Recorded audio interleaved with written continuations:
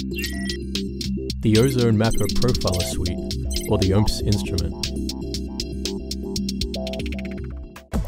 This instrument will fly on NASA's NPP satellite, and it is a key component to measuring the health of the stratospheric ozone layer.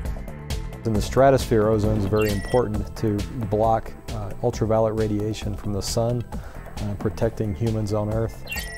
Ozone depletion is mainly caused by chlorine from human-produced substances called chlorofluorocarbons, or CFCs.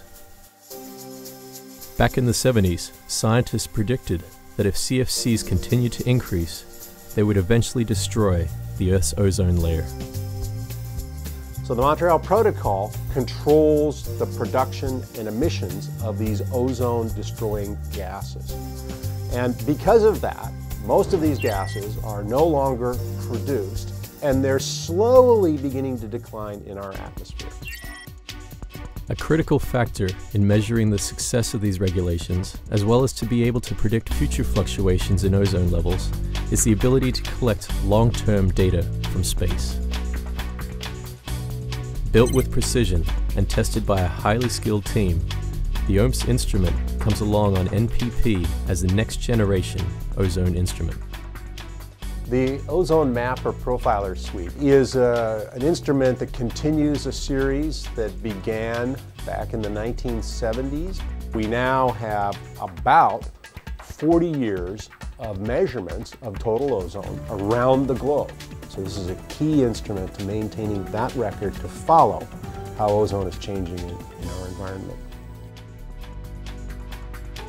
OMPS looks at the edge of the atmosphere and builds a profile of data that helps scientists see the vertical distribution of ozone and where it is in danger of depletion. So that's a big improvement over the old mapping instruments that just mapped out the total amount of ozone between space and the surface. So the data you get back can produce maps to show you how much ozone is there and how it varies by altitude. It's very important for understanding how ozone is distributed and how it's changing over time. As NPP orbits the Earth over the poles once every 100 minutes, 14 times a day, the OMPS instrument delivers its data as millions of ones and zeros to a ground station located near the North Pole in Svalbard, Norway. The ground station then delivers this data in a manner that then is delivered to scientists, and then they take that data and can map the UV globally. So total ozone data can be immediately used to compute, for example, a UV index.